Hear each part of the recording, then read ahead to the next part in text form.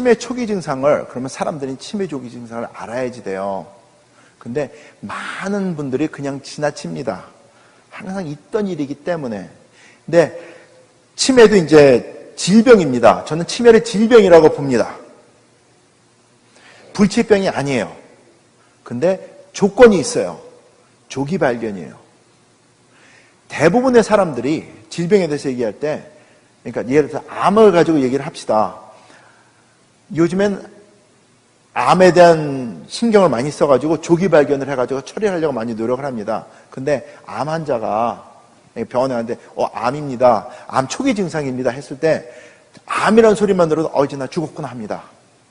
그래가지고 의사가 시키는 거는 그냥 눈이 그냥 콩깍 씌워져가지고 시킨 대로 다 해요. 죽을 길도 막 합니다. 근데 치매에 대해서는 사람들이 무서워하면서도 굉장히 관대해요. 나는 아직 아니야. 내가 얼마나 젊은데요.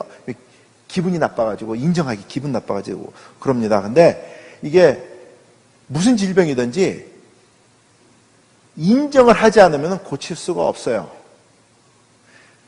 심장병이나 당뇨나 암은 병원에 가야지만 진단을 해가지고 증상을 찾아가지고 진단이 나옵니다. 그죠? 근데 치매는 그러지 않아도 증상을 알 수가 있어요.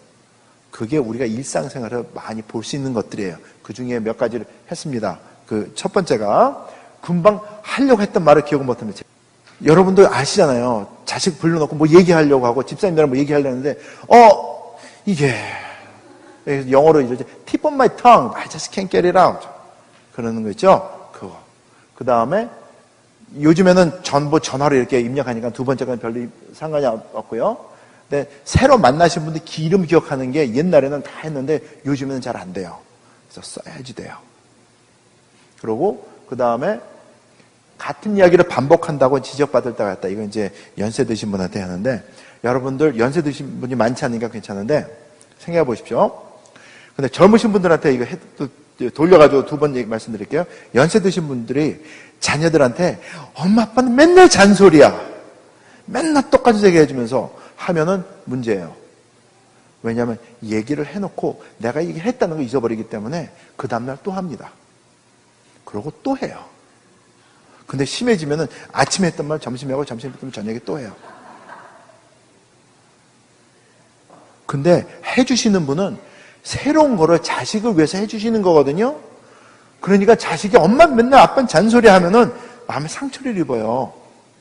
이것들 봐라, 이제 컸다고 다 키워놨더니 이제 막 대드네. 늙으면 죽어야지. 이런 생각 같이 들게 합니다.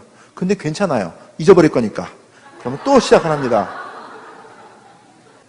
근데 자녀분들이 볼 때 엄마 아빠는 맨날 똑같은 얘기 자꾸 해. 느끼잖아요? 그럼 돌려 생각하셔야지 돼요. 우리 엄마 아빠한테 치매기가 있구나. 그 기억을 못 하시기 때문에 했던 얘기 또 하시고 또 하시고 하시는구나. 생각하셔야지 됩니다. 이게. 그 다음에 어떤 일 해놓고도 잊어버려가지고 반복한다. 다 잠그고 나왔는데도 운전하다가 가만히 있어봐. 잠갔나? 다시 가가지고 보는 거 있죠? 가스레인지 다 꺼놓고 나오면서도 그 다음에 돌아가가지고 불 나면 어떡하지? 가가지고 다 열어보고 역시. 그러고 나오면서도 어떤 때는 내가 했나? 그래요. 실질적입니다. 이거. 그 다음에 약속해놓고 잊어버리는 거는 비일비재로 다반사로 일어나는 거고요.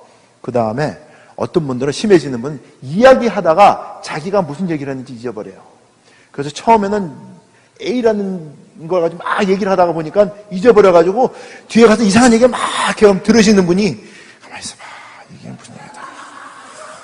하다가 그냥 박자 맞추고 끝나요. 기분 상할까봐. 많이 웃으시니까는 아시는 것 같아요. 진짜 그래요. 자, 치매 증상입니다. 근데 서서 일어났기 때문에 우리가 그냥 웃고 넘겨, 그 사람은 그래, 원래 그랬어, 이렇게 넘어가요. 근데 그게 절대 아닙니다. 그 다음 거, 약 먹는 시간 놓치는 거는 제가 이제 약을 해서 팔잖아요. 그럼 어떤 분은 이제 꼬박꼬박 시간 맞춰서 드십시오, 이렇게 가르쳐 드립니다. 근데 잊어버려요. 그래가지고 어저께 안 먹었네 한꺼번에 몇 알을 확 드세요. 그러고 나서 기분이 이상해요. 그러고 막 그래요. 그리고 가스불 켜놓고 연세 드신 분들 아실 거예요. 옛날에는 요리하면서 애 보면서 TV 보면서 다 했어요. 근데 어느 순간부터는 요리 딱 해놓고 불 켜놓고서는 애 보면서 하다 보면은 그러면 신경제 팍팍 내면서 이렇게 버리고 다시 하면 이제 화가 나가지고 아무렇게나 음식해가지고 남편 주고 그런 것들이 있고 그래요. 근데 그게 옛날에는 없었던 일이 나이가 들수록 점점 많이 일어납니다. 그것도 치매 증상 중에 하나예요. 잊어버리기 때문에. 자, 같은 질문했다고 그거만 했고, 그 다음에 물건을 두고 위층에서 일을 하다가 아래층에 내려갑니다. 그런데 왜 내려왔는지 까먹어요.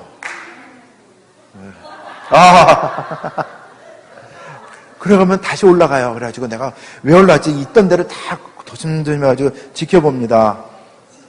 그래가지고 생각을 해요. 그리고 운이 좋으면 맞아 하는데 어쨌든 그것도 기억이 안 나가지고 다시 내려갔다 다시 올라와요. 아니면 올라와가지고 내가 왜 올라왔는지 까먹어요. 그게 근데 재밌죠? 근데 재밌는 게 웃으시는 분은 다 그런 경험이 있어서 웃으신다고 생각을 합니다. 근데 저게 증상 중에 초기 증상 중이에요. 인정을 해야지 돼요. 그래야지 고칠 수가 있습니다. 그러면 예방이 가능하고 치료가 가능합니다. 왜? 젊었을 때는 조금이라도 젊었을 때는 정해진 숫자가 작동을 안 합니다. 나이가 들수록 숫자가 늘어나기 때문에 늦게 할수록 더 많이 노력을 하고 고생을 하고 해야지만 회복이 가능하고요. 그 다음에 그만큼 회복을 못할 수도 있어요. 그래서 이게 조기 발견이 중요한 겁니다. 치매도 냉장고 앞에서 서가지고 있는 거는 많이 있죠. 냉장고 딱 열고서는 하다가 다시 해가지고 하는 거. 그 다음에 어떤 분은 냉장고 안에서 셀폰이 나온다든지 자동차 열쇠가 냉장고 안에서 나오고 그러는 것들. 근데 이런 일들이 옛날에는 없었어요. 근데 나이가 들수록 생기는 일입니다. 그게 뇌신경세포가 퇴화하기 때문에 작동을 제대로 못하기 때문에 일어나는 거예요. 인정을 하셔야지. 그러면은 치매로부터 자유로운 사람이 있느냐, 그게 중요한 겁니다. 어떤 사람들 치매에 대해서 막 얘기하면은 나는 아직 아니야. 내가 아는 사람은 누가 있는데 그 사람은 90이 넘었는데도 성경 구절 잘 외우고 얼마나 잘하는데 합니다. 근데 그러신 분은 100만 명이 하나예요. 그럼 우리 학교에서 배웠죠? 확률을 배웠습니다. statistics. 했을 때 100만 분의 1이면은 없는 일입니다. 0.00001이에요. 1%만 돼도 하는데 그거보다 동그라미가 4개가 더 붙어야 돼요. 이거는 아니에요.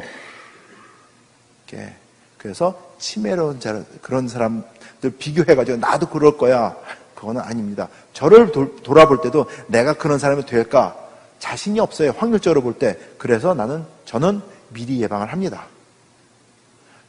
제가 그런 사람들이 끼었다 안 끼었다 그거는 이제 앞으로 이제 한 50년도 살면 알겠죠. 근데 personally I'm not going to wait for that long for that. 자, 레이건 대통령이 치매로 돌아가셨습니다. 세계의 모든 최첨단의 의술은 다 썼어요. 근데 앓다가 돌아가셨어요. 자, 찰튼 헤스턴이죠? 저분도 영화배우. 저는 영화배우들 중에 저분은 절대로 치매 안 걸릴 거라 생각을 했어요. 어렸을 때. 근데 치매를 앓다가 지금 3년 전에 돌아가셨어요. 자, 그 다음 거. 형사 콜럼보 있죠? 치매로 돌아가셨어요. 태처 여사 있죠? 마가렛 태처. She died of Alzheimer's. 봤을 때 저분들이 가진 게 없었습니까? 공부를 안 했습니까? 다 했는데도 치매는 못 벗어났어요. 근데 돌아가시는 게 내가 대통령이었었는지 영국의 수상이었는지 내가 영화 배우였었는지 영화는 몇 개나 찍어서 얼마나 유명했는지 여자들이 날 얼마나 쫓아다녔는지 기억 다 못하고 그냥 가십니다. 그게 치매예요. 옆에 계신 분이 누구죠? 한경진 목사님이에요. 영락교회. 치매로 앓다가 돌아가셨습니다. 빌리그램 목사님 오셨을 때 앞에 나와서 그러니까 여의도 공원에서 통역하신 분이에요.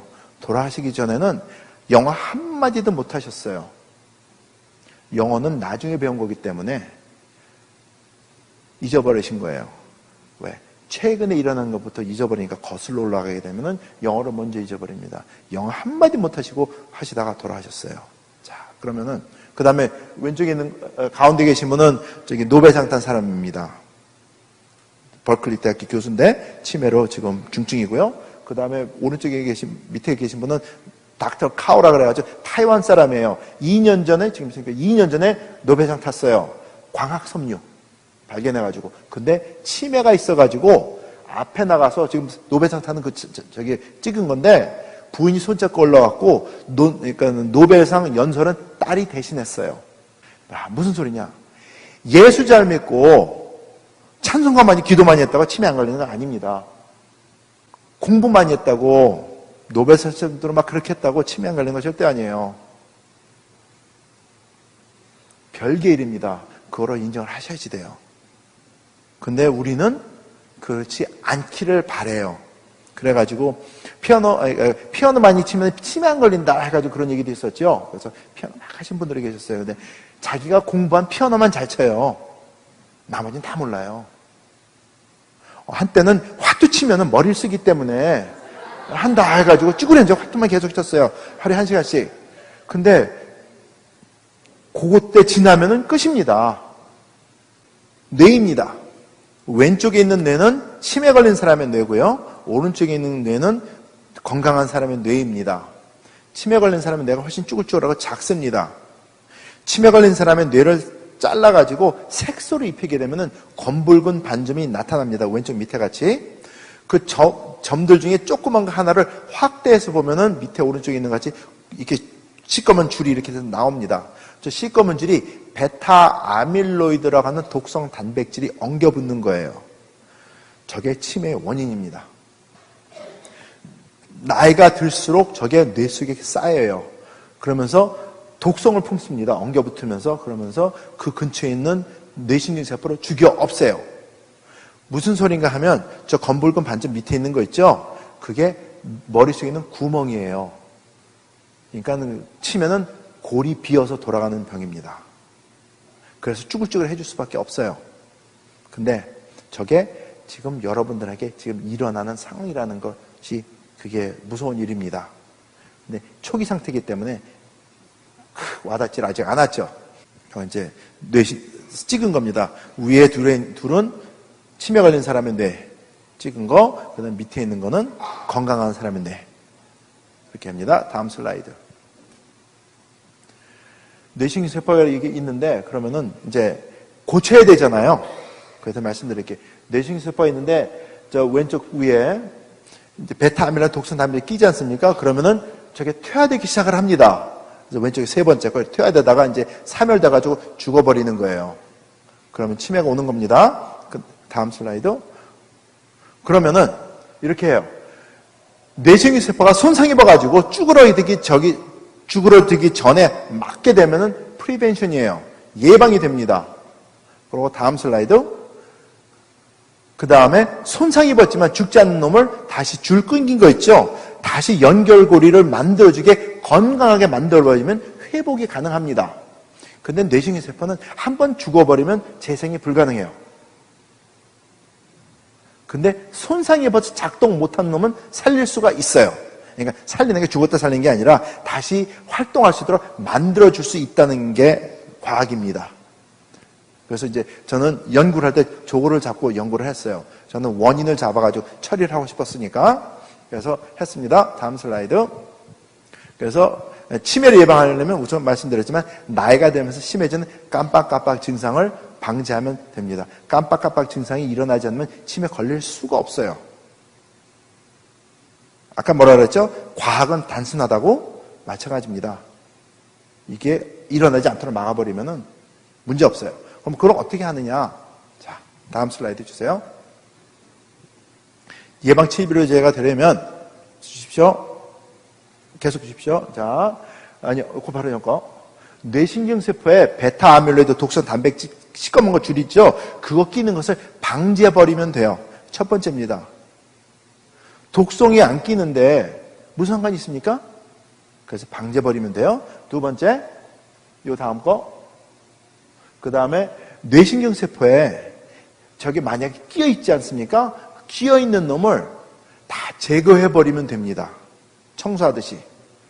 그러면은 환경이 바뀌어지기 때문에 손상 입은 게 있어도 다시 회복할 수 있는 환경이 만들어져서 회복이 가능해집니다. 그 다음 거. 이제 누가 연구를 했어요. UCLA는 의대에 있는 교수들이 연구를 했습니다. 제가 발견한 성분을 가지고 연구를 했는데 그 결과가 이거예요. 베타 아밀로이드가 끼어 있는 놈을 녹여버려요. 그래서 환경을 바꿔요. 죽어가는 뇌신경세포를 살려주면 됩니다. 이게 살려주는 과정이에요. 왼쪽에는 뇌신경세포가 있지 않습니까? 거기에다가 베타 아밀로이드 독성 단백질을 많이 집어넣습니다. 그러면 연결고리가 탁탁 끊기면서 엉겨붙어요. 죽으려고. 거기에다가 제가 발견한 성분을 집어넣지 않습니까? 그러고 48시간 기다리면은 이게 다시 줄이 연결되기 시작을 해서 정상 상태로 돌아옵니다. 요건 이제 100만 불짜리 이제 사진이에요. 그 다음에 주십시오. 그래서 뇌신경세포가, 그러니까 베타아밀로이드가 끼지 않도록 막아주고, 낀 놈을 청소를 하고, 손상 입은 뇌신경세포를 회복시키고, 보호하게 되면은 예방이 가능하고 치료가 가능하다는 게 포인트입니다. 제가 요걸 목표로 가지고 연구를 시작해가지고 찾았어요. 이건 이제 뇌 속에 쌓이는 거 이제 씻어지는 거고, 저거를 찾은 게